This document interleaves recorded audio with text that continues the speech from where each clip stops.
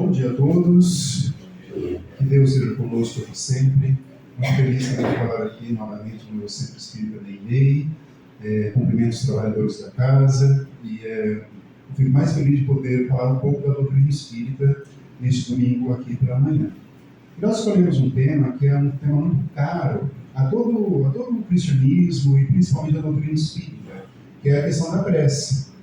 A prece, em um primeiro momento, é algo bastante simples, bastante puro, e realmente é isso. Só que nós resolvemos fazer uma reflexão sobre a questão da prece, tal qual se encontra no Livro dos Espíritos, que é a nossa base, nós sabemos, e é ali que Kardec, junto com os Espíritos, fazem um estudo mais aprofundado da questão da prece. Então nós sabemos que a doutrina espírita, ela ressignifica vários assuntos, ela traz um olhar diferente para assuntos do passado, caminhos novos para assuntos antigos. E mesmo porque o Espiritismo é o próprio cristianismo renovado, como os Espíritos deixaram muito claro ali para Allan Kardec. E antes de falarmos da prece propriamente dita, nós temos que situar dois assuntos que vão contribuir para que nós compreendamos a prece tal qual apresentada ali pelos Espíritos. Então, o primeiro assunto é a questão das leis divinas. Kardec ele trabalha as leis divinas na terceira parte do Livro dos Espíritos, e ele vai ali junto com os Espíritos investigando a conceituação. Ali vai ser dito, por exemplo, que as leis divinas são leis que governam as nossas vidas, que Deus instituiu desde o início do início, por assim dizer, e essas leis elas vigoram todo o universo. Ali será dito que essas leis estão gravadas na nossa consciência, elas não estão escritas, por mais que temos livros, o próprio Evangelho de Jesus é uma manifestação escrita das leis divinas, os ensinamentos dos Espíritos tentam reproduzir. Mas as leis divinas, elas significam mandamentos que são gravados na nossa consciência. Por isso que quando nós ofendemos a lei divina, nós criamos para nós a necessidade de reajuste. Nós mesmos vamos pedir. Quando nós atingimos um estado de maturação espiritual, geralmente isso ocorre no plano espiritual, nós pedimos a oportunidade de reencarnar de novo e poder nos ajustar com a lei divina. E essas leis, Kardec vai estudando a lei geral, a lei divina, a lei moral. E essas leis, elas dizem respeito à relação conosco mesmo, a relação nossa com Deus e a relação com a matéria. Então essas leis governam toda a nossa existência. E quanto mais nós soubermos dessas leis, que o Espiritismo apresenta, e mais nós associarmos a nossa vontade, o nosso agir, o nosso pensamento a essa lei, mais nós estaremos trilhando um caminho de felicidade. É isso que basicamente está ali no Livro dos Espíritos. E na sequência, Kardec ele faz uma classificação das leis divinas. Ele coloca 10 leis. E ele apresenta para os Espíritos essas 10 leis, e eles falam que pode usar essa classificação, embora isso não seja uma verdade universal, porque a lei divina é uma só. E a classificação em 10 lembra a própria classificação de Moisés, dos 10 mandamentos, que ele recebeu, segundo as tradições, lá no Monte Sinai, muitos séculos antes de Cristo.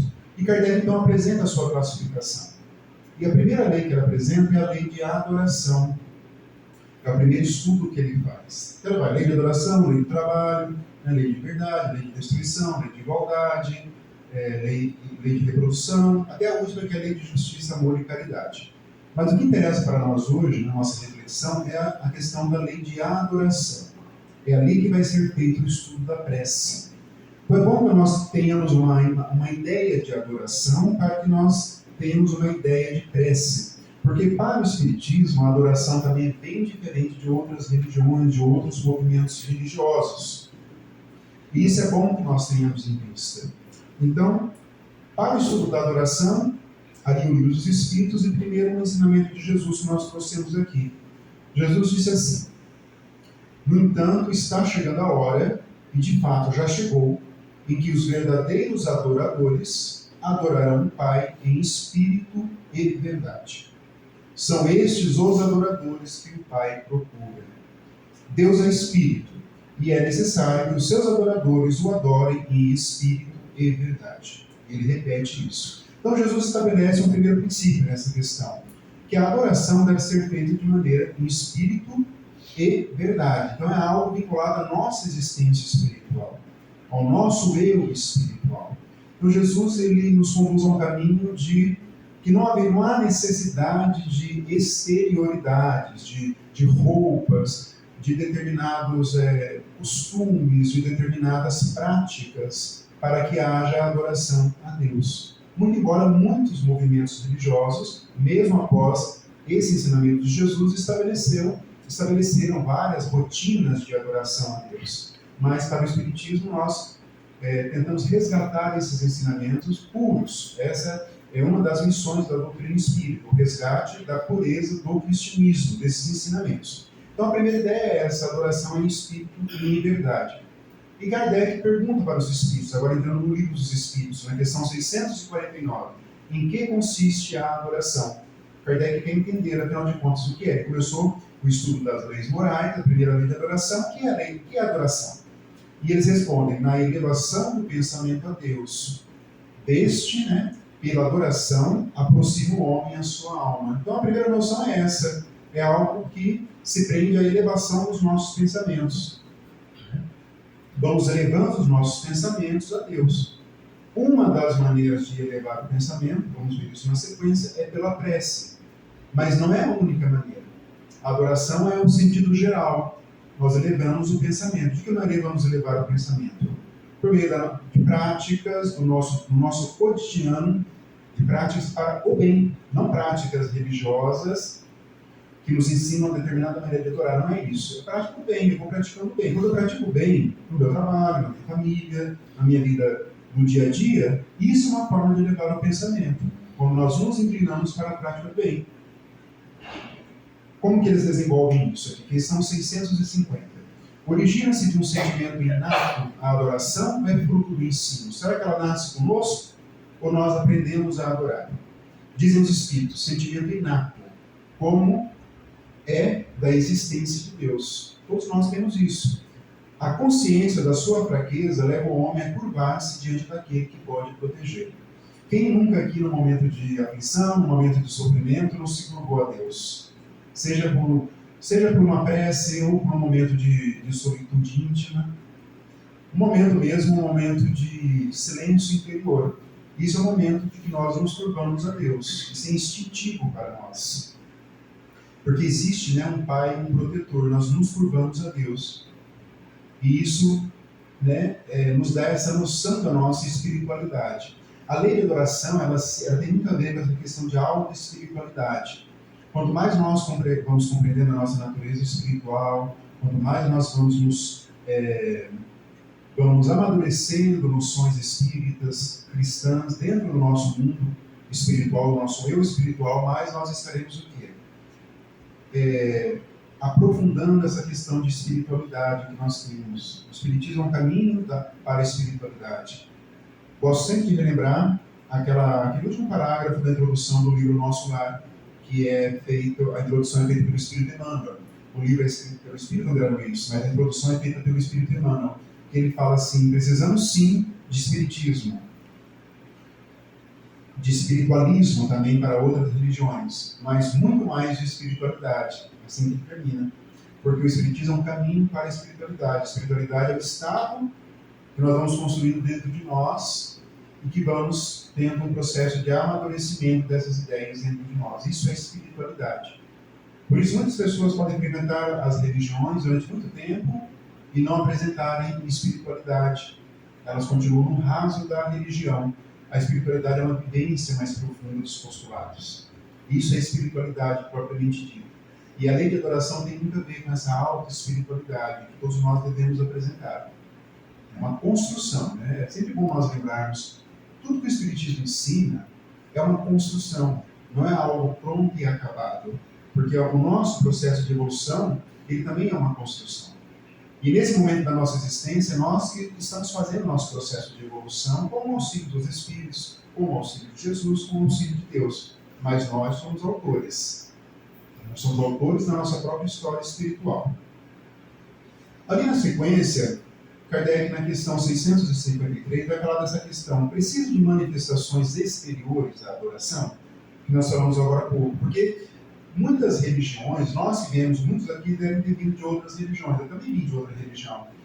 E ali era bem evidente essa necessidade de uma manifestação exterior da adoração. Então, é muito difícil, pelo menos para mim, no início do Espiritismo, entender que no Espiritismo não há nada disso. Porque a adoração é feita em espírito e verdade. Aí eles dizem assim, os Espíritos: a adoração verdadeira é a do coração. Em todas as vossas ações, lembrai-vos sempre de que o Senhor tem sobre vós o seu olhar. A providência divina, esse lado de Deus que tem sobre nós o seu olhar. Eles não condenam as manifestações exteriores dos Espíritos, mas eles dizem que a verdadeira é a do coração. No final, nós vamos falar de uma parábola e nós vamos entender mais profundamente esse ensinamento aqui. Então, a verdadeira adoração deve partir do coração. O que é o coração no sentido espiritual? É o conjunto dos nossos melhores sentimentos. Isso é o coração no sentido metafórico, no sentido simbólico. Aquilo que nós temos de bom dentro de nós. Então, a adoração passa por isso. Um coração muito bom. Na questão seguinte, tem Deus preferência pelos que o adoram desta ou daquela maneira?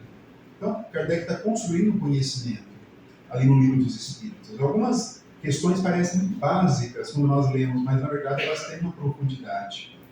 Tem preferência? Deus prefere os que adoram do fundo do coração, com sinceridade, fazendo o bem e evitando o mal. Aqui estamos falando da lei da adoração. Os espíritos já começam a apresentar a ideia de bem como sendo uma ideia indissociável da ideia de adoração. E evitando o mal. Aos que julgam honrá-lo com cerimônias que não os tornam melhores para os seus semelhantes. Até Deus, não chegam os cânticos, senão quando passam pela porta do coração. Uma maneira poética de dizer isso. Os cânticos não alcançam Deus se não passar pela porta da sinceridade. Então é uma maneira de nos lembrar que nós temos que, às vezes, tirar algumas máscaras psicológicas, emocionais que nós colocamos sem perceber. Porque quando nós formos a Deus, conversar com Deus ou elevar os nossos pensamentos, nós temos que fazer isso de maneira pura. De maneira mais pura que nos seja possível para que os cânticos cheguem até Ele. Ali na questão 656, a adoração individual será preferível à adoração em comum? Será que podemos adorar a Deus só individualmente ou só em grupo? O que os Espíritos dizem sobre isso? Reunidos pela comunhão dos pensamentos e dos sentimentos, mais força têm os homens para atrair a si os bons espíritos. Essa é uma outra ideia que surge aqui. Nós espíritos sabemos que quando nós oramos, nós atraímos os bons espíritos, a depender dos nossos pensamentos, dos nossos sentimentos. Uma das grandes contribuições da doutrina espírita é nos mostrar a existência de um mundo espiritual pujante, que nos circunda, e que, de certa maneira, nos influencia muito profundamente, de acordo com as nossas inclinações. Esse mundo espiritual tem habitantes que ainda são espíritos na ignorância e outros já no estado melhor que esses que nós queremos contato. Os que já têm condições de nos amparar, de nos transmitir bons pensamentos. O mesmo se dá quando se reúnem para adorar a Deus. Não creais, todavia, que menos valiosa seja a adoração particular, pois que cada um pode adorar a Deus pensando nele. Então essa é uma noção geral da lei de adoração, das leis morais, que vão ali justificando a questão das preces. Tem um autor espírita, chama Rodolfo Caligares, ele diz assim: muito breve haveremos de compreender que todos, sem exceção, somos de origem divina e integrantes de uma só e grande família. Todos nós, todos os seres humanos, somos integrantes de uma mesma família, por mais que muitos povos não tenham compreendido, algumas pessoas de alguns povos na humanidade não tenham compreendido essa ideia ainda, mas todos nós somos realmente, verdadeiramente irmãos. E esse também é um dos grandes ensinamentos que Jesus levou para nós, e que os Espíritos repetem isso, durante toda a codificação. E posto que Deus é amor, não há como adorá-lo senão amando-nos uns aos outros. Pois, como sabiamente nos ensina João o apóstolo, se o homem não ama seu irmão, que lhe está próximo, como pode amar a Deus a quem não vê? Sempre há essa vinculação da expansão do nosso amor ao próximo para que nós possamos realmente amar a Deus. E a benfeitora Joana de Ângeles diz assim: a maneira mais agradável de adorar a Deus é elevar o pensamento a Ele, por meio do culto ao bem e do amor ao próximo. Então ela fecha aqui essa noção que nós temos que ter de lei de adoração, esse culto ao bem e esse amor ao próximo. E com essas noções, então, sobre a lei de adoração, nós podemos fazer uma breve reflexão sobre a questão da prece. Kardec ele faz esse estudo da adoração, aí sim ele entra na prece, como sendo uma das formas que nós adoramos a Deus. Então ali, logo na questão 659, é o que é a prece. Afinal de contas, o que é a prece? O primeiro conceito é um ato de adoração. Nós dissemos que é uma das formas de adorar a Deus. Quando nós nos comunicamos com Deus, nós adoramos, porque nós estamos o quê? Elevando os pensamentos.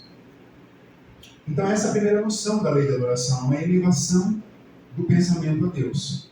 E eles dizem também, é pensar em Deus. É pôr-se em comunicação com Deus. Nós estamos nos comunicando com Deus. A prece, ela está no campo da comunicação.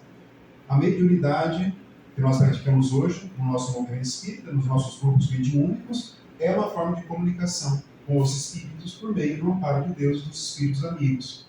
O passe espírita, por exemplo, não é uma comunicação, é uma doação de fluidos. É diferente, são momentos diferentes, circunstâncias diferentes, que nós vamos movimentando os fluidos que nós somos portadores. Quando nós oramos, nós emitimos fluidos que alcançam ali a alta espiritualidade. Quando nós estamos no trabalho do passe, nós colaboramos com os espíritos. Quando nós impomos a mão, nós estamos transmitindo fluidos com a ajuda dos espíritos. É uma transmissão de fluido. É diferente, embora tenha os seus pontos de conexão. Eles dizem também que é louvar a Deus. No meio da prece nós louvamos. O que é louvar? Louvar é entender a grandiosidade de Deus, entender que nós estamos em um caminho de progresso, que nós somos amparados pela divindade. Isso é louvar. E eles dizem também, um ato é aproximar-se de Deus. Nós nos aproximamos de Deus por meio da prece. Não é que Deus se aproxima de nós, porque Ele sempre está conosco, mas nós nos aproximamos dEle. Não sei se todos conseguem compreender essa sutileza. Deus está sempre conosco, mas às vezes nós não estamos com Deus por vários fatores. Aí com a prece nós criamos um campo, o nosso perispírito, esse corpo que é mais sutil que nós temos, né? Quando nós desencarnarmos, nós deixaremos o nosso corpo físico aqui na natureza e nós levaremos o nosso perispírito. Então o perispírito ele é profundamente ligado à questão dos fluidos. E a prece ela abre um campo fluídico benéfico. E isso nos aproxima e permite que nós recebamos aqui o auxílio do alto. E eles dizem também que é pedir. Isso eu acho essa ideia de pedir está muito presente em nós. Geralmente nós fazemos prece para pedir algo. E é claro que quando à medida que nós vamos aprofundando as ideias religiosas a partir da luz do Espiritismo, nós vamos sabendo escolher realmente o que nós vamos pedindo para Deus. Nós não devemos pedir qualquer coisa. Por exemplo, nós não vamos pedir o afastamento de um sofrimento. Nós vamos pedir que nós tenhamos compreensão para compreender esse sofrimento. Compreensão espiritual para uma compreensão material desse sofrimento. Isso é um ato também de bastante profundidade espiritual, porque geralmente a nossa tendência é não querer o sofrimento. Mas quando nós vamos lendo as páginas espíritas, a nossa literatura, nós vamos entender que o sofrimento ele vem ao encontro do nosso progresso espiritual. Ele vem ao encontro de um projeto de felicidade que Deus tem para as nossas vidas, um projeto de evolução. E as causas do sofrimento, qual é a origem dos nossos sofrimentos, das nossas aflições? Somos nós mesmos. E essa origem, ela se prende ou a um passado remoto, antes da nossa encarnação, quando nós abusamos das leis divinas, ou elas provêm da atualidade, quando nós não conseguimos agir de maneira correta, por imprevidência, e nós criamos uma rota de sofrimento em algum momento da nossa vida. Por exemplo, quando nós não sabemos ter um equilíbrio no gastar, nós já compramos um carro, por exemplo, um valor alto, que é um valor distinto da minha capacidade de poder arcar com os gastos de um carro, por exemplo. Isso atrai uma dívida alta, atrai um sofrimento psicológico, um sofrimento mental. Mas esse sofrimento veio de outra encarnação? Não, veio do atual, porque nós não tivemos previdência para realmente saber dosar os nossos desejos materiais. Então, ainda esse sofrimento, por mais que dê origem ao nosso proceder, Deus ainda permite que ele aconteça para que nós despertamos o lado espiritual para isso. um lado de prudência, um lado, nesse caso, de uma compra de um bem superior à nossa capacidade contributiva, é apresentada uma questão de equilíbrio. O Espiritismo vai nos ensinar equilíbrio em todos os setores da nossa vida, por exemplo. Então, quando nós fazemos uma prece para pedir algo a Deus, temos que pedir realmente o quê? Coragem, por exemplo, para suportar os problemas da vida, pedir iluminação espiritual, pedimos que nós melhoremos o nosso comportamento. Isso é o que nós devemos pedir para Deus. Quanto mais nós vamos nos apropriando das ideias espíritas, mais nós estaremos nesse caminho de pedir algo melhor, algo que vai contribuir para a nossa realidade espiritual, propriamente dita. Nós estamos aqui em um estágio de aprendizado aqui na Terra, porque nossa existência é espiritual.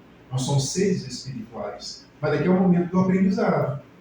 Quanto mais nós aproveitarmos o nosso tempo, melhor será o nosso retorno.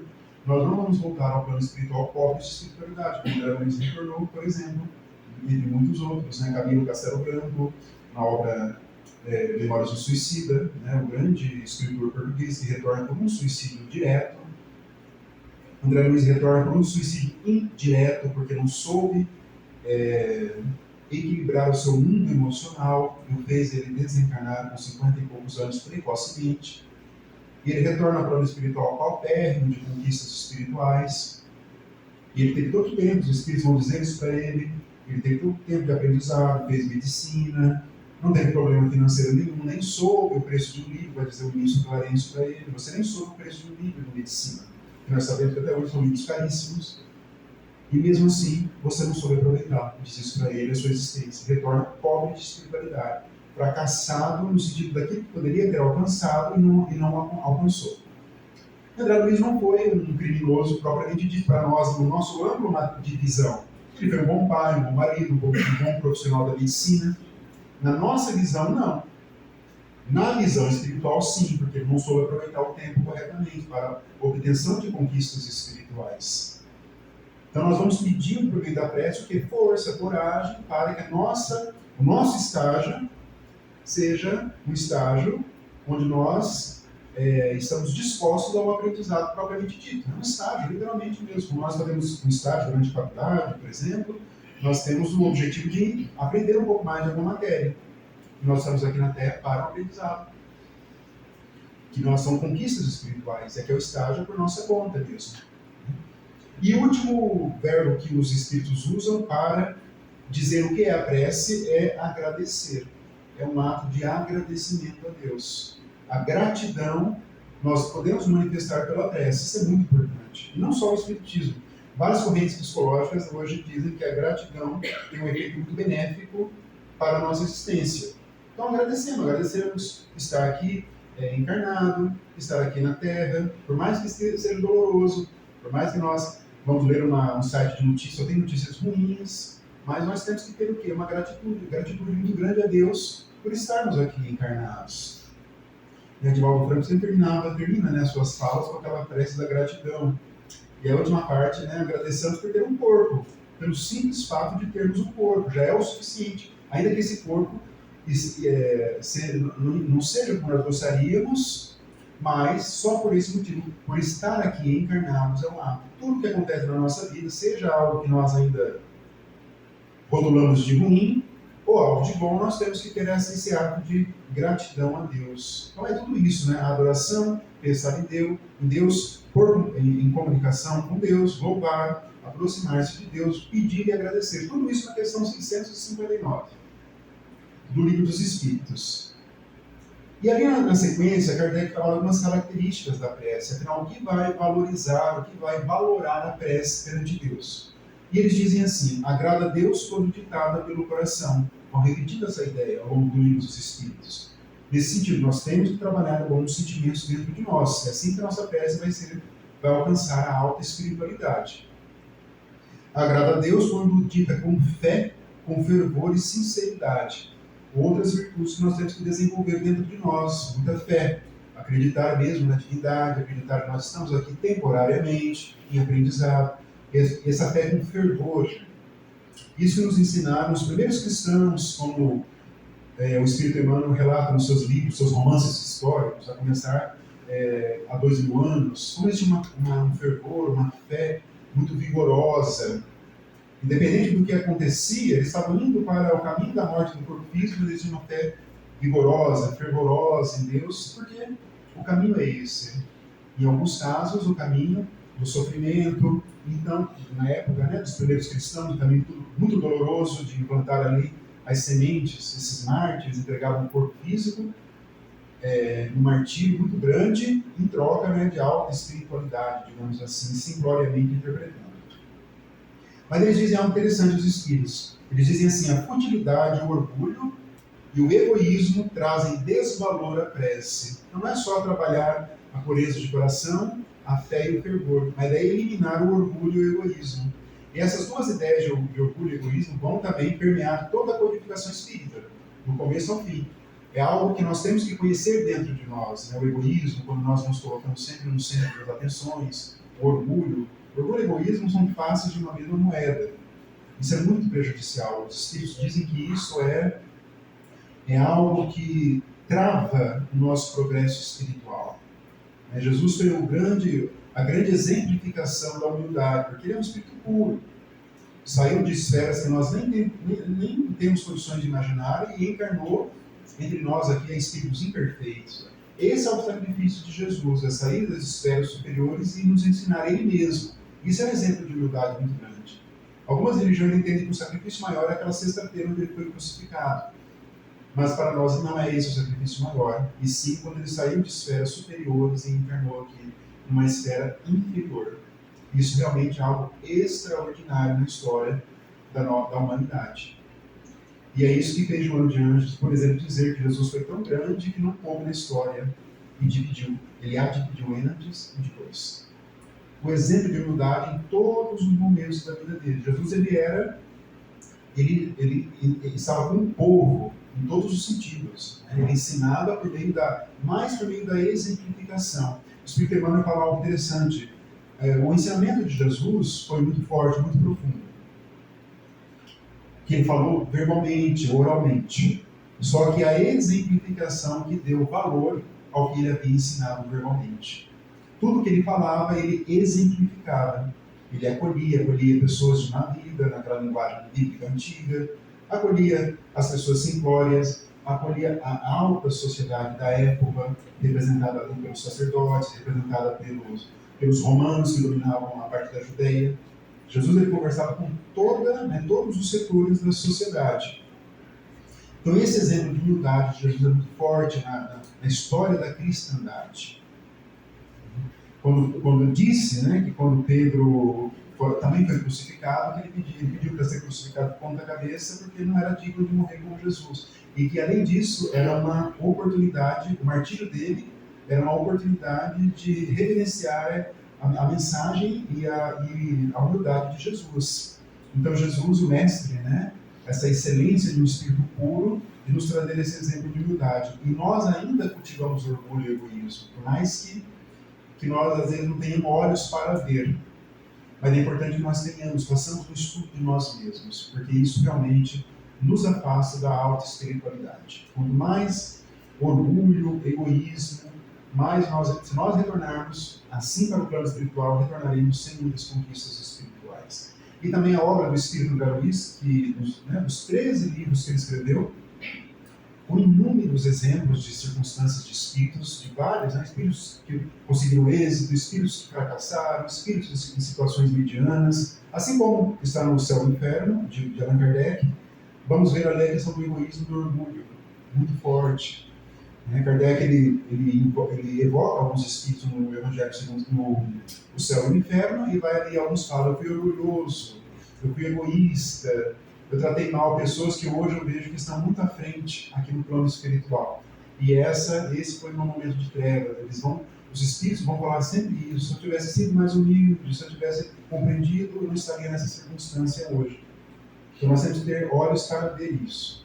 Quando nós vamos ler os depoimentos dos espíritos, na nossa literatura, vamos ver ali esses problemas que eles narraram e que os levaram a dada situação de sofrimento. Aí nós vamos fechar o livro e vamos ver: será que isso realmente cabe para mim? Esse é um raciocínio mais elevado dentro da nossa literatura. Não existe nenhuma mensagem de Espírito, diz o Espírito Emmanuel, que não tenha o propósito de nos instruir. A doutrina espírita, ela não tem a vocação somente literária. Por mais que nós tenhamos vários romances belíssimos, como o próprio Espírito Emmanuel, só que não tem vocação só literária. A vocação de nos instruir. A médium Ivone do Amaral Pereira, que escreveu, que foi a médium do livro Memórias do Suicídio, entre outras obras, né, médium realmente dedicadíssima, a Dona Ivone, e ela disse uma vez que o espírito se aproximou dela e queria escrever um romance. E ela escreveu vários romances também, sendo o mais importante o Memórias de um Suicídio. Claro que ela escreveu como médium. Né? A autoria espiritual é do Camilo Castelo Branco, e quem organizou a obra para os postulados espíritas foi o espírito Leon Denis. Então, Leon Denis, Camilo Castelo Branco e a Dona Ivone, enquanto médium aqui encarnado. E ela diz no livro lá, no Devassan do Invisível, desse livro, que um espírito se aproximou dela e queria escrever um romance por ela. E ele contou, ela pediu um resumo, né? E ele contou que é um romance que envolvia uma história trágica, uma história de, enfim, de adultério, mas depois de compreensão. Mas ela percebeu que não havia um fundo espírita. E ela explicou para o espírito: olha, a sua história é muito boa, já vi, né, outras histórias como essa, mas para a doutrina espírita ela não tem relevância. Mas por quê? Porque ela não tem um fundo espírita propriamente dito. Não existe aqui arrependimento, não existe perdão mútuo, por exemplo, não existe ideias de imortalidade, ideias de reencarnação, que é essa a proposta do romance espírita. Não pode só ficar na história. E então ela disse: então, em razão disso, eu não posso ser médium dessa obra. Olha que médium, né, extraordinária, né? Como ela tinha consciência da sua missão de médium aqui na Terra. E ela narra essa história, então, nessa obra Devassan do Invisível. Então, a força literária da doutrina, ela deve estar principalmente ligada ao quê? A força instrutiva das mensagens. Então, os Espíritos vêm nos trazer essas mensagens inúmeras para nos instruir, nos advertir que egoísmo e orgulho é algo muito ruim para a nossa existência. E eles dizem ainda assim: sincero arrependimento e verdadeira humildade diminuem os vícios morais e favorecem a prece. Então, a questão do arrependimento. E nós vamos lembrar o que Jesus disse em relação a perdão, arrependimento e prece. Então, disse Jesus lá: quando vos aprestardes para orar, se tiverdes qualquer coisa contra alguém, perdoai-lhe, a fim de que vosso Pai, que está nos céus, também vos perdoe os vossos pecados. Se não perdoardes vosso Pai, que está nos céus, também não vos perdoará os pecados. Interessante que Jesus aqui vincula a ideia de prece com a ideia de perdão. Embora aqui o foco de Jesus fosse o perdão, só que ele usou da prece. Toda a teoria cristã, um dos grandes momentos da teoria cristã é a questão do perdão.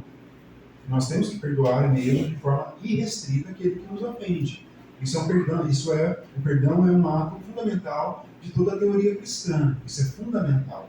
E não adianta, né, o perdão, né, não adianta nós verbalizarmos se nós não trabalharmos isso dentro de nós. Isso é muito importante. Isso é de uma extrema relevância, a ponto de prejudicar a nossa prece.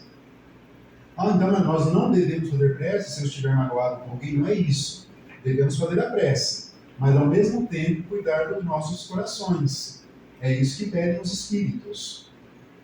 Não é só fazer a prece, mas é fazer uma autoanálise. Mas será que eu tenho mágoa em relação a alguém? Todos nós temos um fundo, né? Todos nós temos um pouco de mágoa, um pouco de rancor. A pessoa falou mal de nós, ou fez algo contra nós, contra a nossa família. Todos nós temos um pouquinho, pelo menos eu tenho um pouco ainda, de rancor, de mágoa. Então, nós temos que trabalhar isso dentro de nós, eliminar isso dentro de nós. Isso é muito importante. Todos nós conhecemos a história do Chico, que alguém havia matado, uma pessoa próxima do cachorro, com mágoa da pessoa. E a questão maior é que ele desenvolveu fluidos escuros ao redor do coração, por guardar uma mágoa, e esses fluidos estavam atrapalhando a conexão com os espíritos, no trabalho da mediunidade. Nós sabemos que o Chico entregou a vida dele ao trabalho do livro. Ele sempre falava isso, né? Meu trabalho era o livro espírita. Só que nós temos que ofertar também um campo espiritual interessante para a espiritualidade, principalmente para quem é médium. E ele estava, então, com essa mágoa, prejudicando o canal de comunicação com a alta espiritualidade. Por isso que ele teve que trabalhar o perdão. Emmanuel sugeriu isso para ele. É uma coisa que ele nem havia percebido. O Espírito Emmanuel que o advertiu. Isso se conecta com as ideias de Jesus aqui. Quando vos aprestar-se para orar, se tiver algo contra alguém, perdoa primeiro. Porque isso vai qualificando a nossa prece. Se nós fizermos a prece ainda guardando mágoas, a prece ela talvez não atinja os objetivos necessários. Esse é o estudo que propõe aqui os Espíritos, né? Na questão 660, eles trabalham os objetivos da prece. Afinal de contas, por que nós fazemos preces? Quais são os propósitos da prece? E eles vão dizendo várias circunstâncias. A primeira, a prece torna melhor o homem. Esse é o primeiro ponto que eles colocam. Ela nos torna pessoas melhores. A comunicação com algo nos torna. Aquele que ora com fervor e confiança se faz mais forte contra as tentações do mal. Todos nós estamos sujeitos aqui às tentações. Seja as tentações que nascem de dentro de nós, pela nossa interioridade, seja as tentações que são aconselhadas pelos espíritos ignorantes. E com a prece nós nos fortalecemos em relação a isso. Nós abrimos aquele campo que nós falamos, espiritual, e recebemos, vamos nos fortalecendo. Nós não vamos sintonizar com os espíritos inferiores. Não é uma questão de sintonia. Nós vamos nos sintonizar com os espíritos superiores. Por isso que a prece também nos torna, né, pessoas melhores e nos torna mais forte contra as tentações do mal. Aquele que ora com fervor e confiança, Deus envia bons espíritos para assisti-lo. Isso também é uma das grandes contribuições da doutrina espírita, como nós falamos. Muitas religiões trabalham a ideia de Deus e de Jesus corretamente, mas para nós existem os emissários, que são os espíritos. Né? A nossa literatura é riquíssima de exemplos de espíritos que saem, espíritos já inclinados para o bem, que saem das colônias e vão nos ajudando. Em vários momentos. Né? Tem aquela pequena história do livro No Mundo Maior, do André Luiz, que tinha uma personagem, né? E ela teve uma desilusão amorosa. Né? O noivo dela rompeu ali o noivado, ela entrou numa depressão, desiludida, e estava pensando em suicídio. E começou a desenvolver ideias suicidas em razão disso. E a espiritualidade, aí nós vamos ver, entre muitos casos, como que a espiritualidade age em nosso favor. E ela foi então amparada pelos espíritos. A mãe dela, que estava desencarnada, compareceu uma noite, e ela, em sono físico, ela teve ali um momento de encontro com a mãe dela, no quarto dela mesmo. Não só a mãe dela, depois teve um outro amigo dela de um momento passado que não estava encarnado, e teve uma conversa com ela sobre isso, né, para que ela dê valor à vida dela, que ela dê valor ali à existência, que um rompimento de noivado não significa absolutamente nada diante do caminho espiritual que ela tinha que trilhar naquele momento. E no caso específico dela, o casamento não estava na sua programação espiritual aqui na Terra. Então ela tinha que tolerar, né, um momento de solitude. Enfim, ela foi divertida por meio da assistência dos bons espíritos. Quando ela acorda, né, algumas horas depois, ela estava renovada espiritualmente. É claro que nós não lembramos minuciosamente, nem devemos lembrar, porque senão poderia atrapalhar o nosso livre-arbítrio. Todos nós temos a faculdade de escolha. Ela foi assistida, foi ajudada, mas ela poderia seguir os caminhos que ela quisesse. Nosso livre-arbítrio é sagrado. Então nós temos que exercê-lo, né? Os espíritos bons, eles nos assistem, eles nos convidam a ter um comportamento bom, mas eles não impõem. Os bons não impõem. Quando Jesus disse, bem-aventurados aflitos, porque serão consolados. Consolados é a assistência prestada pelos Espíritos.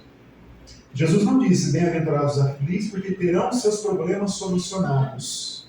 Jesus não disse isso. E mesmo porque Jesus não se dispôs a resolver o problema individual de ninguém. E muito menos Deus. Nós temos que resolver os nossos problemas, com o auxílio de Deus. Isso é um raciocínio de maturidade espírita muito grande. Lembrando aquela frase de Joana de Ângeles, teus problemas pertencem-te, e a ti cabe resolvê-los. Todos os problemas. Quando nós deixamos para outra pessoa, para outro espírito, para Deus solucionar problemas nossos, eles não serão solucionados. Eles serão procrastinados, serão colocados para um outro momento da nossa existência. Mas eles não vão ser. Agora, quando nós vamos nos fortalecendo, vamos ter essa fé, vamos ter esse fervor, aí nós vamos solucionando os problemas, por mais graves, por mais difíceis que eles sejam, porque todos os problemas, todos têm uma solução.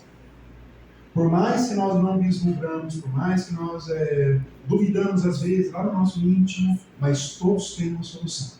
Todos têm um caminho a trilhar. Alguns vão ser solucionados mais rápidos, outros um caminho mais difícil, mas todos têm. E eles dizem também, o essencial não é orar muito, mas orar bem, dizem os Espíritos. É a qualidade da prece, não é uma prece longa, mas é uma prece que tenha realmente fervor, fé, confiança. Às vezes um pedido, né? Pai, ajude-me nesse momento de aflição. Essa frase, se falada com sentimento, já atingiu os objetivos. E eles dizem a prece é um estudo de si mesmo. Eu acho muito interessante isso.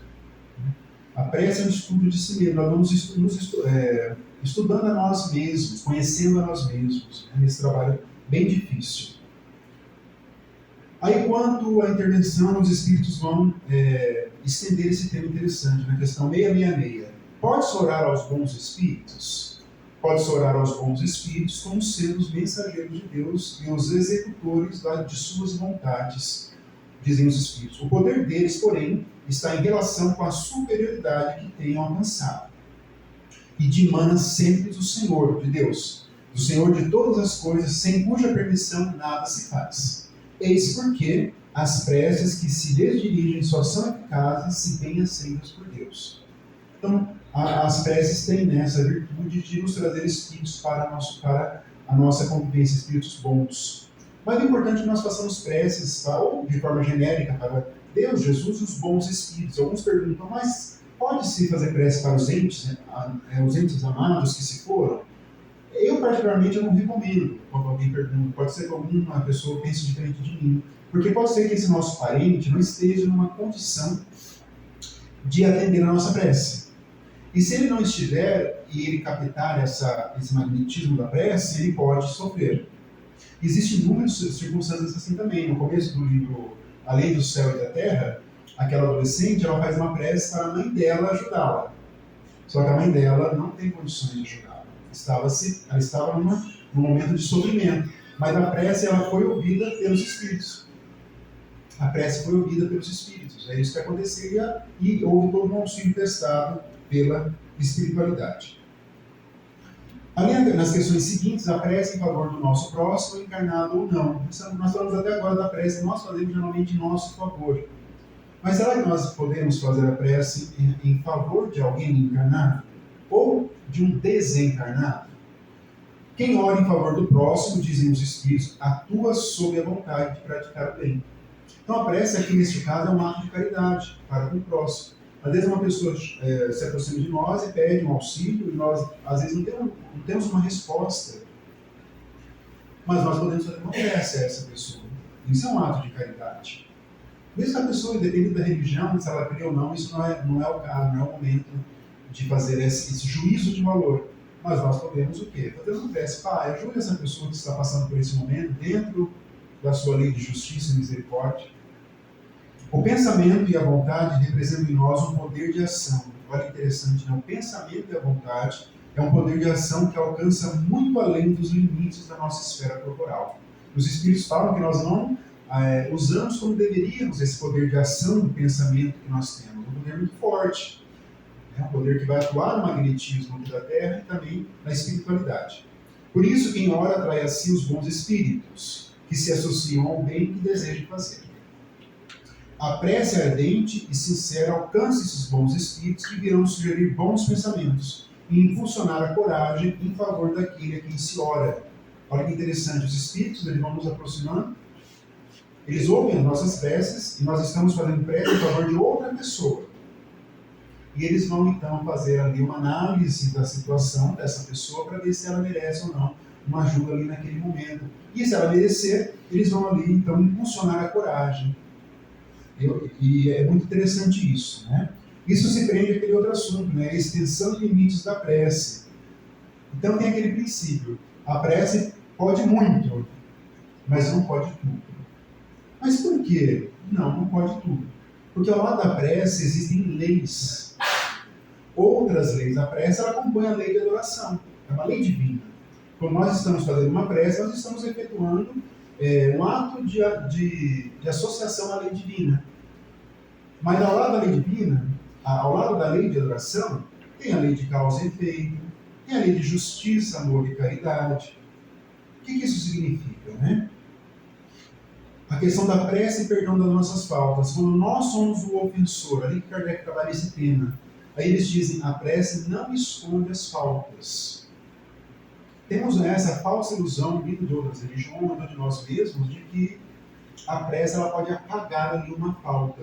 Só que nós espíritos, entendemos que nós temos que fazer um roteiro de reparação antes que realmente nós solucionamos isso com Deus, essa questão do perdão. Então o perdão se condiciona à mudança de comportamento. E eles dizem assim, as boas ações são a melhor prece. Por isso os atos valem mais que as palavras. Sempre vinculando essa ideia de prece aos nossos bons atos, aos bons pensamentos, né? E eles dizem, então, algumas provas devem ser suportadas até o fim. Por isso a prece, ela pode muito, mas ela não pode tudo. Ela não pode reverter uma circunstância, uma situação de sofrimento, desde que esse sofrimento esteja no nosso roteiro espiritual. Ela não vai afastar o sofrimento, mas vai nos dar o quê? Coragem para suportar até o fim. Coragem, vai nos dar um equilíbrio para enfrentamento de tudo isso. A resignação favorece o suportar a prova. Resignar é aceitar, mas ao mesmo tempo nós sermos proativos na solução dos problemas da vida. Não é só aceitar e ficar lá sem um ato que vai nos conduzir a uma mudança de comportamento. Então a resignação favorece isso. A prece traz junto de nós bons espíritos, e eles nos dão coragem, dizem os espíritos, e menos rude será a dor. Então por isso que a prece ela pode muito, mas não pode tudo. Alguns processos de sofrimento, eles são necessários para a nossa evolução. Então a prece ela não vai afastá-los desses processos, mas vai nos dar coragem e resignação. É esse equilíbrio que nós precisamos.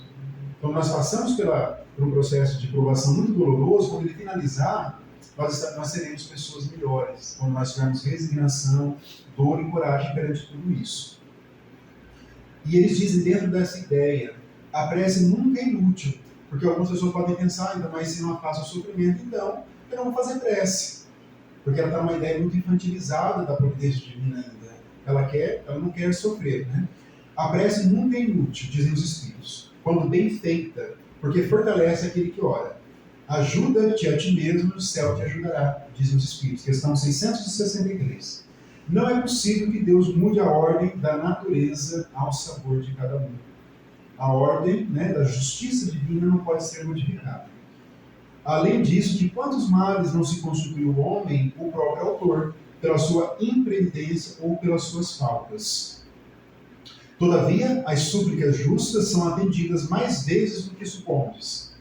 Julgais de ordinário que Deus não vos ouviu, porque não fez a vosso favor um milagre. Não existem milagres à luz da doutrina espírita. O que existem são alguns fatos que foram explicados pelas leis dos frutos e outros ainda que dependem de outras explicações, como está no livro da Gênesis, mas não existem milagres. Enquanto que vos assiste Deus, olha que interessante isso, enquanto que Deus vos assiste por meios tão naturais que vos parecem obra do acaso ou da força das coisas. Então, às vezes nós recebemos um auxílio espiritual de uma maneira indireta. Nós espíritas, nós conversamos com os espíritos nas nossas reuniões mediúnicas, mas a assistência espiritual ela é dada de maneira indireta por meio de um aconselhamento, que nós não sabemos geralmente, nós recebemos isso, nós vamos aproveitando de acordo com a nossa vontade esses ensinamentos. Muitas vezes também, as mais das vezes, dizem os espíritos, Deus vos sugere a ideia que vos fará sair da dificuldade pelo próprio esforço. Então Deus não vai afastar, mas nos dará sim essa ideia. Para finalizar a nossa reflexão, eu trouxe uma parábola que todos nós conhecemos, que é a parábola do fariseu e do publicano. E ela resume essa parábola, todos esses ensinamentos da prece que está ali no livro dos Espíritos. Então diz lá no Evangelho.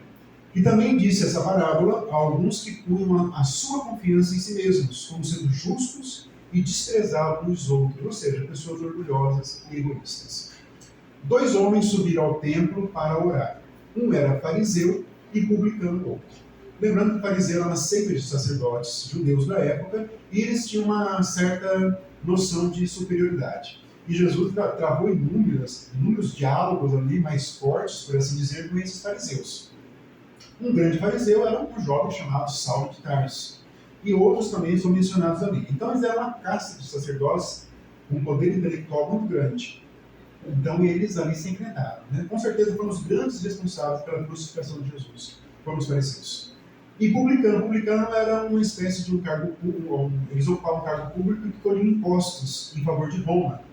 Roma dominava ali naquela época e os próprios judeus tiravam dos judeus e levavam para Roma esses impostos. Né? Hoje já é difícil, nós temos uma carga tributária no Brasil muito difícil. Né? Todos os países têm uma carga tributária, na época era muito pior e comprometia a existência das pessoas. Então, eles tinham ali uma certa aversão para esses publicanos, os judeus daquela época. Aí o fariseu, que era o sacerdote da lei, conservando-se de pé, orava assim consigo mesmo. Olha como que ele orava.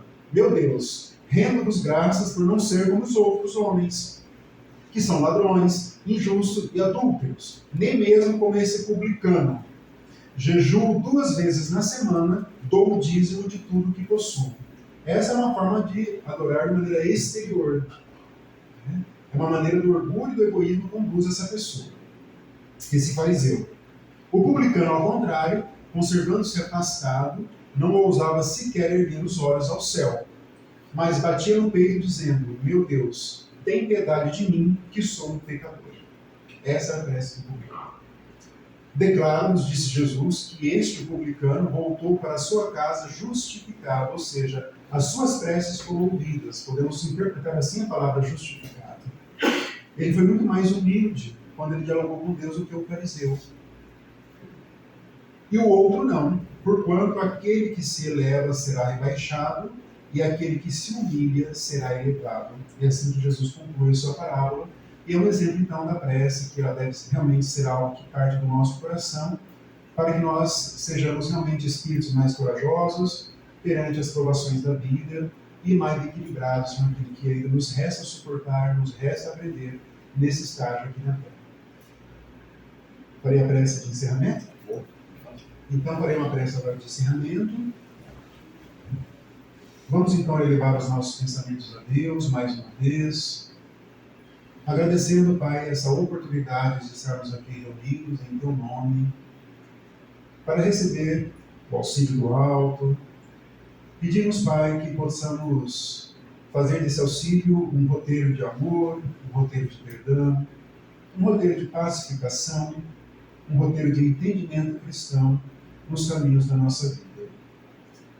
Agradecemos também ao Mestre Jesus, ao seu Evangelho que tem nos conduzido, que tem nos aberto os horizontes espirituais. Pedimos, Mestre, como trabalhadores da sua vinha, que possamos ser bons trabalhadores, que possamos ser honestos no cumprimento dos deveres espirituais. E agradecemos também aos espíritos amigos aqui presentes, aos espíritos que conduzem as nossas vidas, que nos ensinam, que nos instruem. Agradecemos a todo esse roteiro de luz que esses espíritos têm feito e que têm nos encaminhado para Deus. Se conosco, Pai, hoje e sempre, assim seja. Obrigado a todos, obrigado mais uma vez a graça.